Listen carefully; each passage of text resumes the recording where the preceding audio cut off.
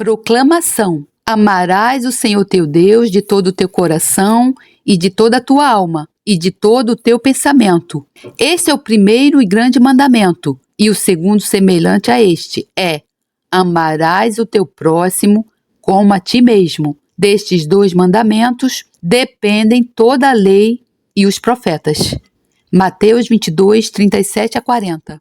Carta de ensino: o que significa amar a Deus, de Derek Prince. Nesta carta, começo com uma proclamação. No caso de se sentir desesperado, espero que essas palavras o possam encorajar. Estas são as palavras de Jeremias do livro de Lamentações, quando tudo ao seu redor tinha desmoronado. A sua cidade estava em ruínas, o seu povo foi escravizado, o templo foi destruído e queimado. Tudo o que era importante para Jeremias havia sido tirado dele. E no meio de Lamentações, capítulo 3, versículo 22, 26, ele falou estas palavras maravilhosas. Quando perceber as circunstâncias em que foram escritas, desde que lhe dei esperança também. As misericórdias do Senhor são a causa de não sermos consumidos, porque as suas misericórdias não têm fim. Novas são cada manhã. Grande é a tua fidelidade. A minha porção é o Senhor, diz a minha alma. Portanto, eu esperarei nele. Bom é o Senhor para os que esperam por ele, para a alma que o busca. Bom é ter esperança e aguardar em silêncio a salvação do Senhor. Glória a Deus, aleluia. Que Deus abençoe estas palavras para si. Na carta anterior, transmiti que o objetivo do propósito de Deus nas nossas vidas é o amor. Se nos desviarmos desse objetivo e o perdermos, sentiremos falta de tudo o que é importante nas nossas vidas. Agora quero falar sobre o que significa amar a Deus. Sabe, o primeiro mandamento é: amarás o Senhor teu Deus de todo o teu coração e de toda a tua alma e de todo o teu pensamento. Este é o primeiro e grande mandamento. E o segundo semelhante a este é: amarás o teu próximo como a ti mesmo. Destes dois mandamentos, Jesus disse, dependem toda a lei e os profetas. Mateus 22, 33, 40. Todo o Antigo Testamento depende desses dois mandamentos. O amor que Deus procura.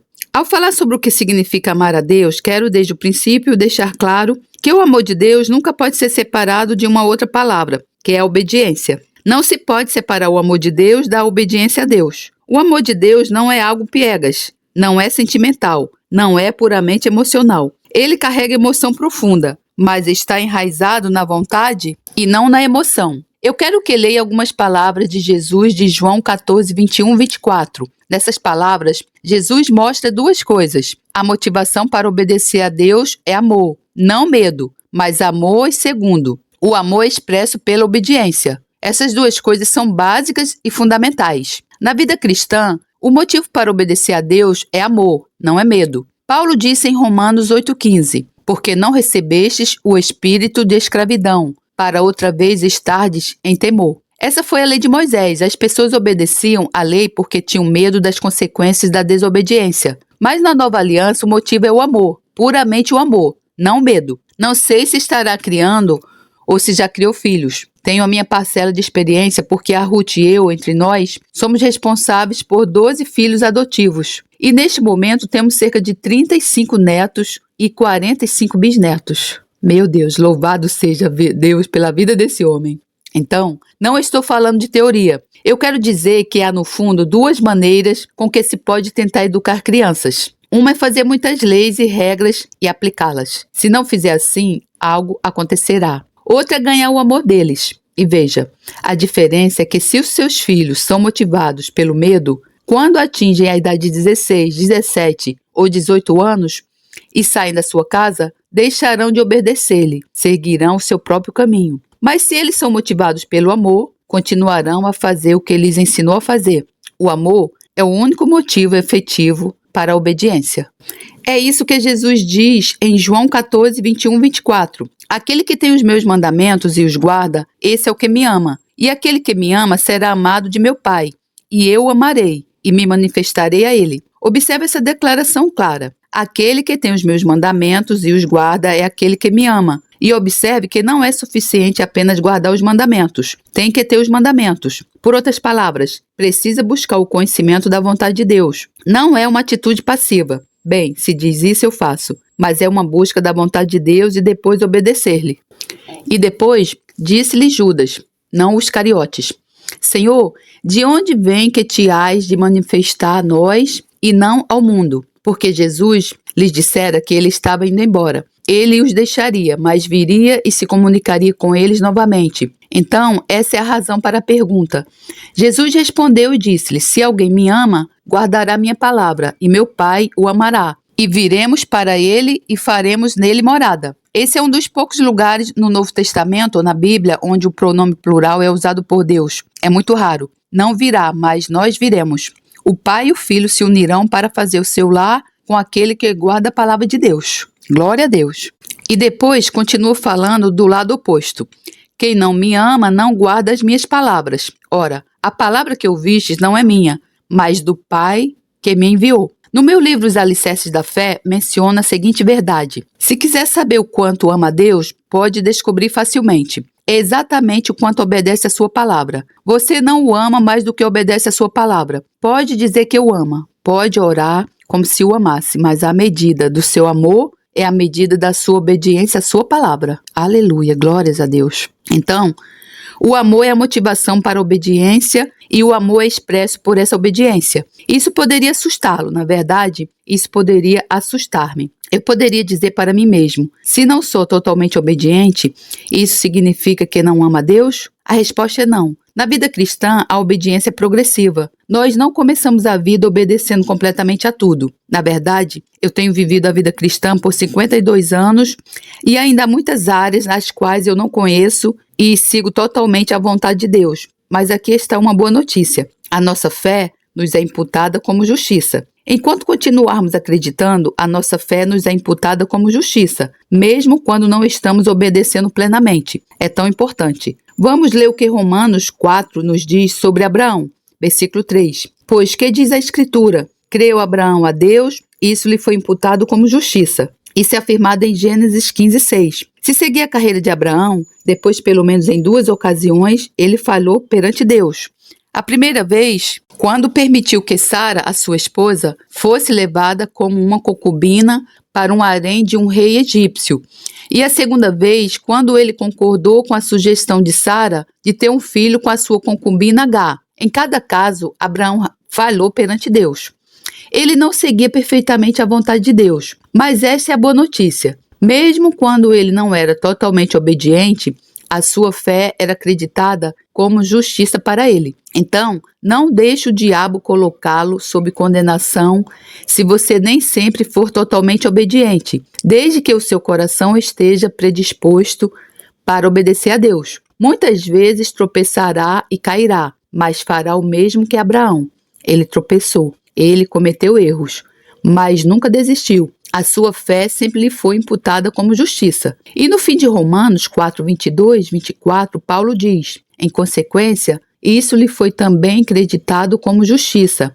As palavras lhe foi creditado não foram escritas apenas para ele, mas também para nós, a quem Deus creditará justiça para nós que cremos naquele que ressuscitou dos mortos, a Jesus nosso Senhor. Portanto, Abraão foi um padrão. Enquanto permanecermos na fé, desde que os nossos corações estejam predispostos para obedecer e seguir a Deus, mesmo que tropecemos, mesmo quando perdemos o caminho por algum tempo, a nossa fé ainda nos é creditada como justiça. Não deixe o diabo condená-lo. Eu penso sempre na conversa entre Jesus e Pedro, na última ceia. Lembra-se que Jesus disse a Pedro, não cantará hoje o galo antes que 3 vezes negues que me conheces. Lucas 22, 34. Mas já antes disse ele, mas eu roguei por ti para que a tua fé não desfaleça. Lucas 22, 32. Mesmo que você me negue 3 vezes, no final tudo bem, Pedro, desde que não deixe a sua fé. Então, quero encorajá-lo, caro leitor. Segura sua fé. Não importa quão fraco, não importa quantas vezes tropece, não importa quão indigno possa sentir-se. Apenas não desista da sua fé, porque isso é acreditado como justiça para si. E se apegar à sua fé, assim como Jesus ajudou Pedro, ele o ajudará. A nossa fé não está em nós mesmos, está na sua fidelidade. Segure na mão de Deus. A nossa fé não está em nós mesmos. está na fidelidade de Deus. Segure a mão de Deus. Agora, quero dar-lhe um exemplo de obediência progressiva da minha própria experiência. Fui salvo em 1941. Tropecei quase por acidente numa igreja pentecostal em Scarborough, em Yorkshire. Não sabia que havia pessoas tais como pentecostais. Nem tinha ouvido falar ainda de batistas naquela época. Sabia que havia anglicanos, porque eles eram a igreja. Eu sabia que havia católicos romanos. E sabia que havia pessoas chamadas metodistas que haviam criado problemas anteriormente na história britânica. O meu conhecimento de denominações ficava por ali. Certamente nunca tinha ouvido falar de pentecostais. Fui lá, porque um outro soldado me convidou e disse-me: "Você gostaria de vir a algum lugar na tarde de domingo?" A maneira apológica com que me falou disse-me que era uma igreja. Então eu respondi-lhe: "Bem, eu quero dizer-te que não acredito em religião, mas não tenho nada para fazer no domingo à tarde, e então vou apenas para ver." Eu não tinha ideia do que veria e vi muitas coisas que não esperava ver.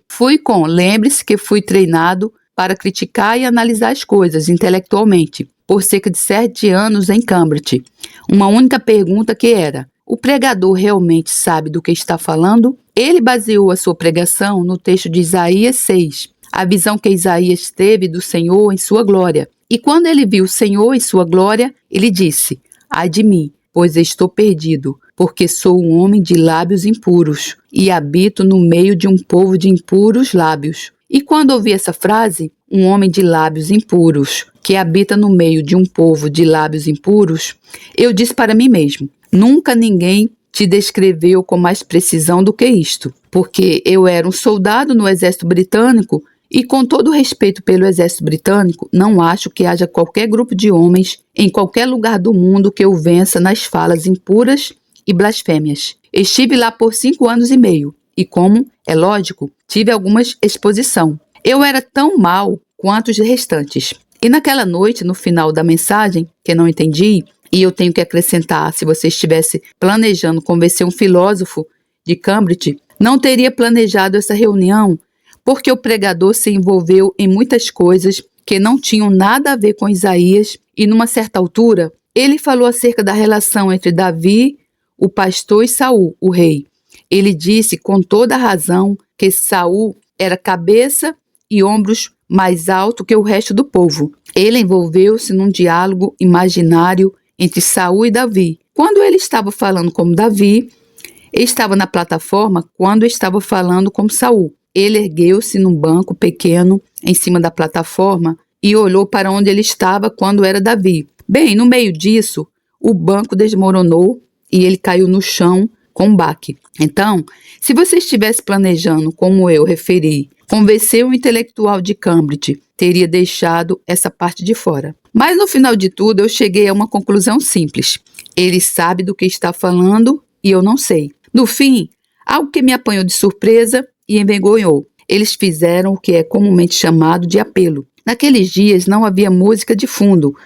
Todos inclinaram a cabeça e fecharam os olhos. E pelo que entendi, eles disseram: "Se você quer essa coisa, levante a mão." Bem, eu não conseguia descobrir o que era essa coisa, exceto o que aconteceu com Isaías. Então estava eu lá sentado, paralisado, envergonhado, e pensei: nunca estive num lugar, numa igreja, onde alguém me pediu para fazer algo tão indigno a ponto de levantar a minha mão em público. Mas enquanto estava lá, havia 2 vozes inaudíveis falando comigo. Uma delas disse: "Se você levantar a mão na frente de todas essas senhoras e você é um soldado de uniforme, você vai parecer muito bobo." A outra voz disse no ouvido oposto: "Se isso é algo bom, por que você não haveria de ter?" Eu estava paralisado, não conseguia responder. Então um milagre aconteceu e aconteceu comigo. Eu vi o meu próprio braço direito ir direto para o ar e eu sabia que não tinha levantado. Meu Deus, glórias a Deus! Bem, isso era tudo o que eles estavam esperando.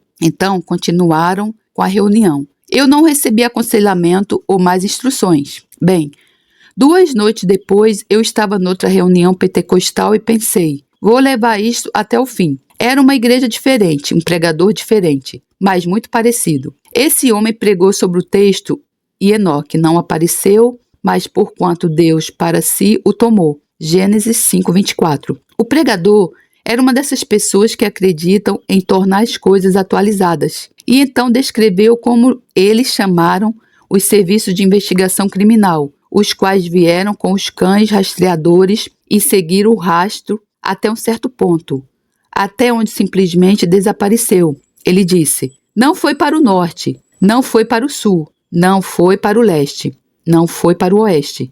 Então, deve ter subido. Eu disse para mim mesmo: é lógico, posso aceitar isso. Desta vez, quando eles fizeram o apelo, eu estava pronto e sabia o que iria acontecer. Pensei para mim mesmo que outra pessoa levantara a minha mão em vez de mim, da última vez. Mas eu não podia esperar que isso acontecesse 2 vezes. Então pensei: vou levantar a minha mão. E assim fiz. O pregador veio até mim e deu-me um pouco mais de atenção do que o anterior. Ele olhou para mim e acho que achou que tinha um problema entre mãos e fez 2 perguntas.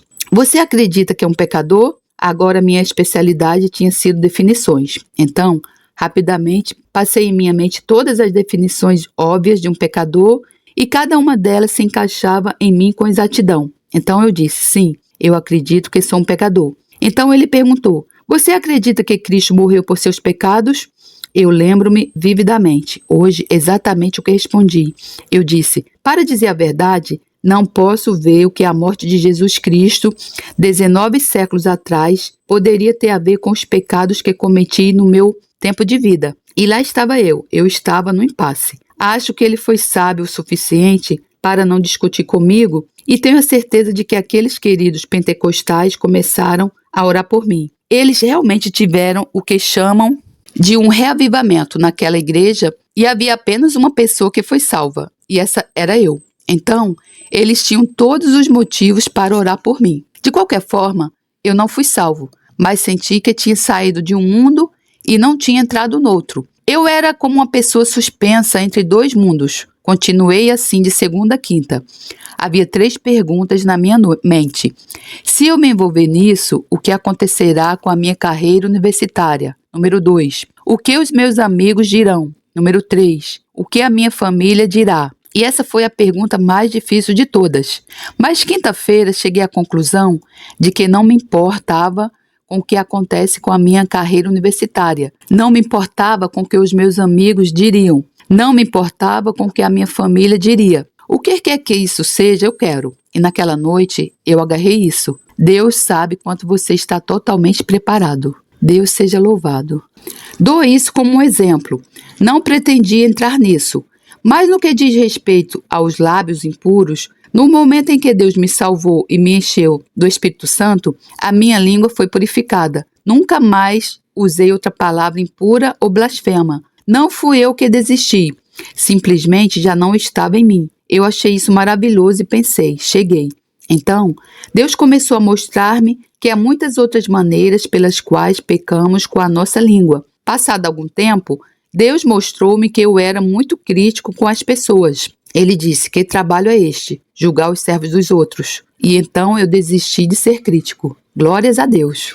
Então, depois de um período considerável, isso não aconteceu em algumas semanas. Deus mostrou-me de que eu usava muitas vezes palavras negativas. Eu costumava falar em termos de incredulidade em vez de crença. De certa forma, dava mais glória ao diabo do que ao Senhor. Então ele lidou com isso e aqui estou hoje. Leia as palavras de Jesus em Mateus 5,37. Aleluia. Seja o seu sim, sim, e o seu não, não. O que passar disso vem do maligno. Essa é uma declaração de tirar o fôlego. Eu vi que, como cristão, era obrigado a ser verdadeiro, a dizer o que queria dizer, nem mais nem menos, sem exagero, sem invernizar qualquer história, simplesmente dizendo como é. Tiago diz: se alguém não tropeça em palavra, o tal é perfeito. Tiago 3,2. Concorda com isso? Esse é o meu progresso. Eu levei anos. Não reivindico ter chegado, mas a minha obediência foi progressiva. Mesmo quando minha obediência foi incompleta, a minha fé foi-me imputada como justiça. Espero que isso o ajude, porque muitos cristãos estão sob condenação. Eles falham e cometem um erro, cometem um pecado e acham que tudo se acabou. E pensam: Deus terminou comigo. Não. Enquanto você mantiver a sua fé, Jesus não disse a Pedro: Eu oro para que você não me negue 3 vezes. Ele disse: eu oro para que a tua fé não falhe. Querido irmão, querida irmã, é por isso que a palavra de Deus diz que sem fé é difícil agradar a Deus. Então, que a nossa fé nunca falhe. O amor de Deus é um amor ciumento. Vamos continuar com essa questão de amar a Deus. A próxima coisa que quero dizer, e isso pode de alguma forma incomodar, é que Deus é ciumento. O amor de Deus é um amor ciumento. Muitas pessoas não gostam disso. Para mim, a coisa que é quase incrível é que o Deus Todo-Poderoso, o Criador do Universo, se importaria tanto com uma pessoa como eu, que ficaria com ciúmes se o meu coração se voltasse em qualquer direção, menos para Ele. Isso é incrível, mas é verdade. Deus é um Deus ciumento. Meu Deus, glorificado seja meu Deus.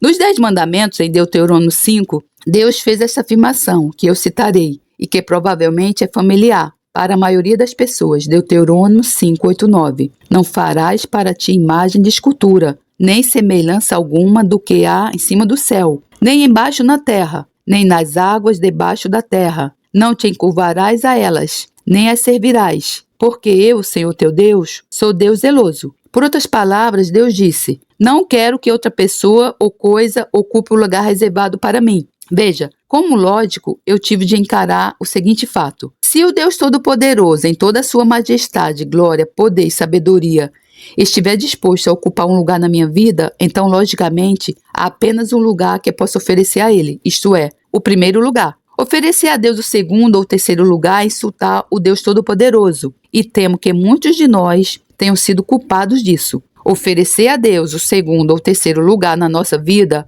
é insultar o Deus Todo-Poderoso. Agora vamos ao Novo Testamento ver algumas das declarações de Jesus. O que me faz pensar novamente no que Mark Twain disse sobre Jesus. Ele disse: não são as palavras de Jesus que eu não entendo que me incomodam, mas sim as que eu entendo. Consegue identificar-se com isso? Jesus fez algumas declarações muito preocupantes, algumas declarações muito perturbadoras. Se nunca foi perturbado pela Bíblia, duvido que realmente a tenha lido. É um livro perturbador e foi projetado para nos perturbar. Em Lucas 14, 25, Jesus disse: ia com ele uma grande multidão. Qual foi a sua atitude para com essas multidões? Ele disse: não é maravilhoso que eu tenha uma grande companhia de seguidores? Não. De fato, em certo sentido, ele fez tudo o que pôde para desencorajá-los. Hoje nós tendemos a pensar em termos de mega igrejas. A maior igreja do mundo, a segunda maior igreja, uma igreja com 5.000 membros ou 10.000 membros.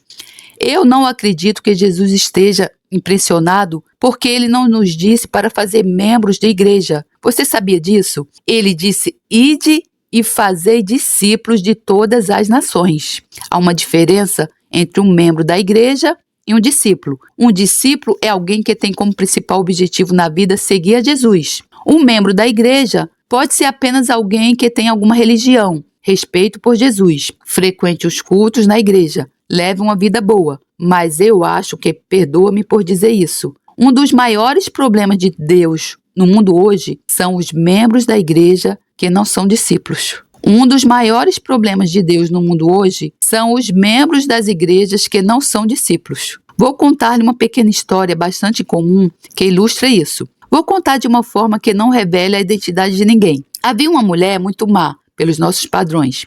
Ela era tudo o que não deveria ser. Ela era comunista, lésbica e feminista. Quer dizer, ela levou a sério, realmente comprava revólveres para atirar em homens. E de alguma forma, ela envolveu-se em algum esquema nefasto com 2 dos seus associados, que a levaram para o Mar da China. Elas estavam no pequeno navio no Mar da China e o tempo começou a ficar ruim.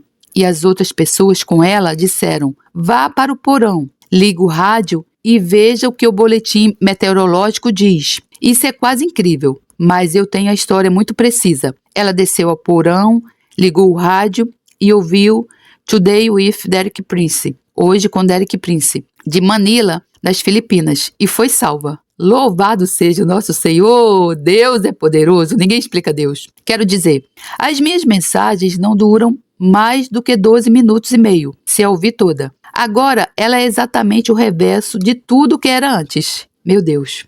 Sabe, às vezes penso que passamos tempo a mais lutando contra os abortistas. Deixe-me dizer que acho o aborto é um crime terrível, mas não tenho certeza de que fazer inimigos de abortistas é o caminho certo para lidar com isso. Temos uma obrigação que é pregar o evangelho. Eu não acho que Jesus alguma vez nos tenha dito para irmos fazer inimigos. Ele nunca fez inimigos dos cobradores de impostos. Ele nunca fez inimigos das prostitutas. As únicas pessoas que eram suas inimigas eram as pessoas religiosas.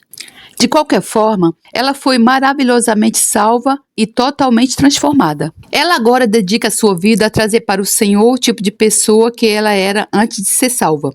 Mas ela diz que tem um problema. Quando essas pessoas têm um encontro com o Senhor e ela as leva para a igreja, as pessoas na igreja estão muito menos comprometidas com o que acreditam do que as suas amigas, o que faz com que não se possam sentir em casa na igreja. Vê o problema? Os membros da igreja são uma barreira. Você se lembra do que Jesus disse à igreja de Laodiceia? Não és frio nem quente, és morno. Apocalipse 3,16. Quem dera foras frio ou quente. Apocalipse 3,15. Porque se for frio, não engana ninguém, não faz nenhuma profissão de fé, não se intitula de cristão. Se é quente, desafia as pessoas. Mas se é morno, engana as pessoas porque lhes dão uma impressão errada do que é o cristianismo. Jesus disse uma das coisas mais vulgares que poderia dizer. Ele disse, porque és morno, vomitar-te-ei da minha boca. Apocalipse 3,16. Você acredita que o Senhor falaria assim? Bem, ele assim falou. Ele fala sem rodeios. Deus não está interessado em ter comunhão com membros da igreja. Há igrejas que têm milhares de membros. Será que todos são discípulos? Vejamos o que Jesus disse às pessoas que o seguirem em Lucas 14, começando no versículo 25. Ora, ia com ele uma grande multidão, e voltando-se disse-lhe. Ele não disse, venha e junte-se a mim, vamos nos divertir muito. Você vai ser maravilhosamente abençoado. Ele disse algo bem diferente.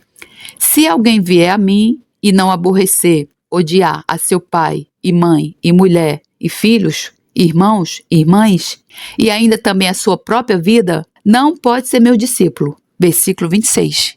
Essa é uma declaração que dá o que pensar, não é? Jesus pede-nos para odiar os nossos familiares? Não, a menos que eles se tornem uma barreira para o nosso amor por ele. Eles tomem nos nossos corações e vidas o lugar que ele reivindica somente para si. E então, ele diz que nesse caso, você deve ter uma atitude de ódio contra eles. Deve odiar qualquer coisa que tome o lugar dele na sua vida. Ele teve o cuidado de dizer que você também deve odiar a sua própria vida. Muito simples. Em 2 Timóteo 3, Paulo apresenta uma lista de 18 diferentes padrões morais que distinguirão a humanidade no final desta era, e quase todos eles são notáveis na sociedade de hoje. O primeiro que ele refere é que os homens serão amantes de si mesmos. Eu comecei a entender que o maior problema na vida cristã é o amor próprio. É o amor próprio que quebra as famílias, que quebra os casamentos.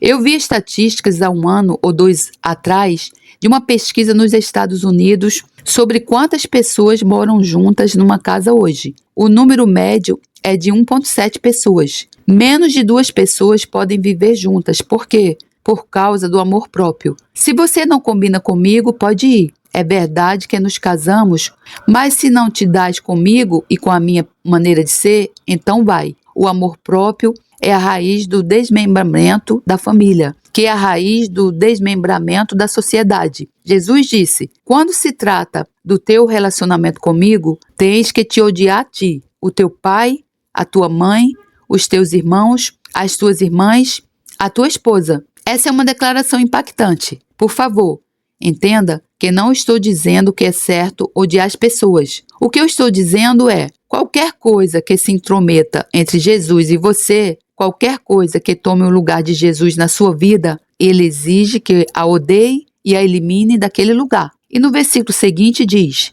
e qualquer que não levar a sua cruz e não vier após mim, não pode ser meu discípulo. Versículo 27. Ouvi 2 definições da cruz que eu acho que vale a pena mencionar. Uma é a cruz na sua vida, é onde a vontade de Deus e a sua vontade se cruzam. Nesse ponto, você tem que tomar uma decisão. A outra definição da cruz é A cruz é o lugar onde você morre. É voluntário, não tem que aceitar. Mas se fizer isso, será o seu lugar onde você morrerá. A menos que encontre essas condições, Jesus disse, você não pode ser meu discípulo. Muitas pessoas interpretaram isso da seguinte forma, é difícil, mas você pode conseguir. Não, não é. É impossível ser discípulo de Jesus e deixar que alguém ou qualquer coisa ocupe o lugar na sua vida, que ele reclama. Ele está com inveja. Ele não compartilhará essa posição com nenhuma outra pessoa ou coisa. Lembre-se de que Deus é ciumento. É impossível ser discípulo de Jesus e deixar que alguém ou qualquer coisa ocupe o lugar na sua vida, que ele reclama. Ele está com inveja. Ele não compartilhará essa posição com nenhuma outra pessoa ou coisa. E no versículo 33 do mesmo capítulo, ele diz, assim, pois, qualquer de vós que não renuncia a tudo quanto tem, não pode ser meu discípulo. Não, talvez não ou achará difícil ser meu discípulo, mas não pode. Em todas essas 3 passagens, Jesus diz explicitamente, não pode ser meu discípulo. Por outras palavras, se há algo em você que se agarra, que não vai deixar por causa de Jesus, você não pode ser seu discípulo. E isso não significa necessariamente que tenha que levar todas as suas posses e entregá-las aos pobres. Esse é um requisito que Jesus fez de uma pessoa. Vamos ver isso daqui a pouco. Mas o que isso significa é que se houver algo na sua vida que é mais importante para si do que obedecer a Jesus, terá de largá-lo. Eu vou dar-lhe uma pequena ilustração da minha própria vida. Deus salvou-me no exército britânico em Yorkshire em 1941. Sempre agradeço a Deus pelo povo de Yorkshire. Deus os abençoe. Mostraram bondade a um soldado pobre e faminto. Levaram-me para a casa deles e apresentaram-me a Jesus. Estive no exército por 4 anos e meio no Oriente Médio, no norte da África e depois na Palestina. Naquela época, Deus chamou-me especificamente para servi-lo na Palestina. Quando chegou a hora da minha demissão do exército, o exército britânico devia-me uma passagem de volta para a Inglaterra. Era um direito meu. Eu estava fazendo preparativos para ir e Deus deu-me, eu não sei se ele faz isso consigo, mas deu-me uma língua e uma interpretação.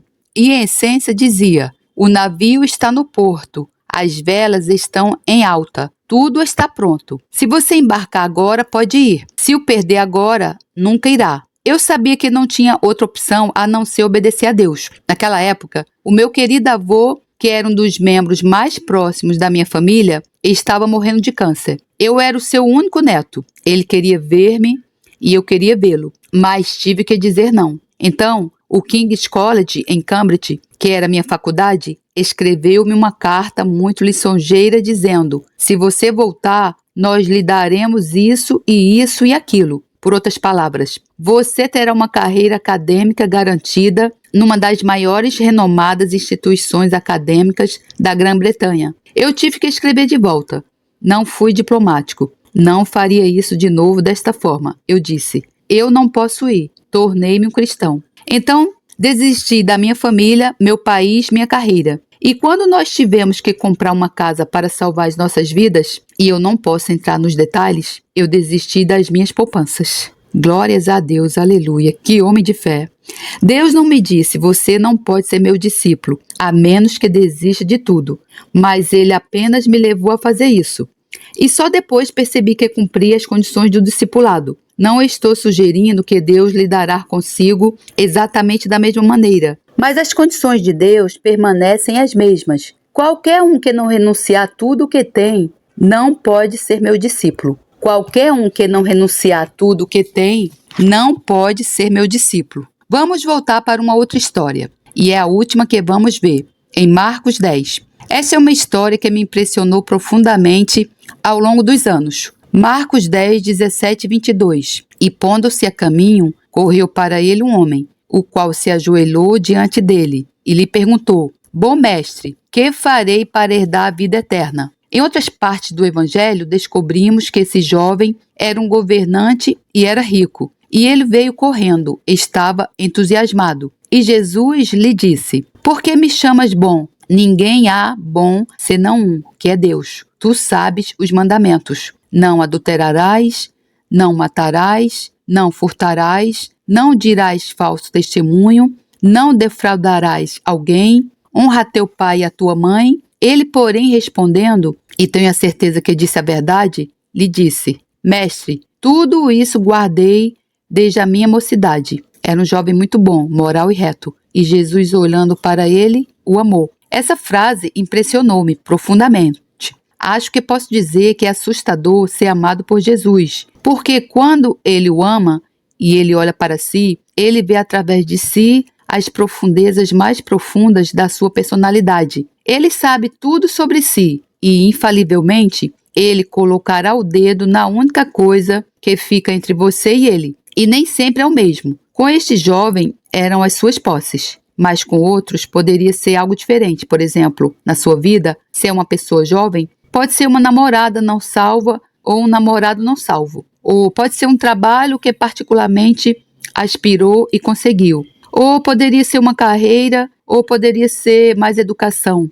Pode ser muitas coisas diferentes. Mas se for mais importante para si do que Jesus, e Jesus ficar na sua frente e olhar para si e o amar, ele colocará o dedo na única coisa que fica entre você e ele. E então ele disse: falta-te uma coisa, apenas uma coisa. Mas era a única coisa verdadeiramente importante na vida. Todo o resto era secundário. Ele tinha tudo menos uma coisa. Falta-te uma coisa. Vai, vende tudo quanto tens e dá-o aos pobres, e terás um tesouro no céu. E vem, toma a cruz, repara bem, e segue-me. Mas Jesus não estabeleceu essa condição para todos os que vieram até ele. Não há nada no Novo Testamento que diga que quando é salvo, necessariamente tem que desistir de todas as suas posses e entregá-las aos pobres. Embora eu respeite as pessoas que fizeram isso, Jesus colocou o dedo na única coisa que era a barreira entre aquele jovem e a salvação, e o seu discipulado. Ele disse apenas: desista de tudo o que tem, venda tudo, venha e siga-me. O Novo Testamento é tão vívido. Quando ele veio até Jesus, veio correndo. Quando ele saiu e andando, diz: mas ele, pesaroso desta palavra, retirou-se triste, porque possuía muitas propriedades. A maioria das pessoas pensa que ter grandes posses o fará feliz. A verdade da questão era com esse jovem que era isso que o deixava infeliz. Por quê? Porque ele não estava disposto a deixar tudo para seguir Jesus. Caro leitor, penso que Deus quer desafiar a si e a mim nesta carta. Sugiro que se imagine por um momento sozinho com Jesus, ninguém mais. E ele está olhando para si, amando. Com os seus olhos amorosos, vê o mais íntimo da sua personalidade. Vê todos os aspectos do seu caráter. Sabe tudo do seu passado e diz: segue-me, mas deixa primeiro a coisa que te impede, aos meus pés. Considera-se um cristão e eu não nego.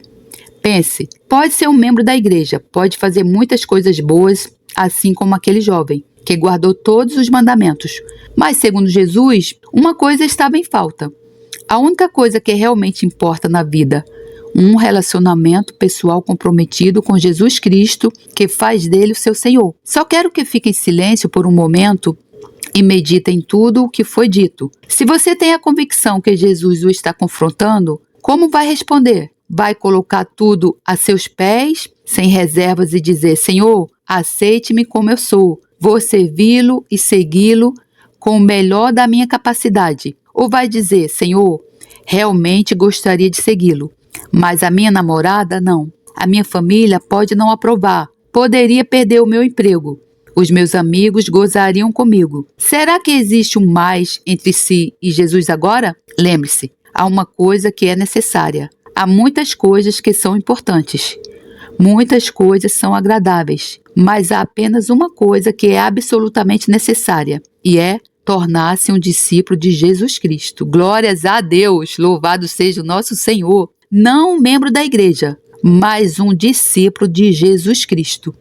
Este poderá ser o momento mais crítico de toda a sua vida. O momento em que deverá tomar uma decisão e confessá-la publicamente. Jesus disse: se alguém me negar diante dos homens, eu negarei diante do Pai. Se alguém me confessar diante dos homens, eu confessarei diante de meu Pai.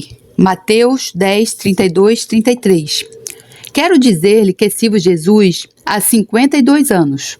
E como disse Pôncio Pilatos, não acho culpa nenhuma neste homem. Ele nunca falhou comigo, nunca me decepcionou, nunca me condenou. Corrigiu-me, sim. Repreendeu-me, sim. Mas sempre ficou ao meu lado em todos os problemas e dificuldades da minha vida. Eu o recomendo assim. Quero terminar com uma pequena oração. Senhor Jesus, creio que você morreu na cruz pelos meus pecados e ressuscitou dos mortos. Arrependo-me de todos os meus pecados. Afasto-me de tudo o que se poderia colocar entre nós e coloco a minha vida aos seus pés agora. Receba-me do jeito que sou e faça de mim o que quer que eu seja. Para a sua glória, Senhor Jesus. Amém. Gratidão, meu Senhor, por mais esse ensino maravilhoso, esplendoroso, digníssimo Deus. Obrigada, meu Senhor, em nome do teu Filho amado, Jesus Cristo. Amém. E ao nosso Senhor Jesus Cristo, profunda honra e esplendorosa glória ao Rei de todos os tempos, Deus único, imortal, invisível, sempre e sempre. Amém.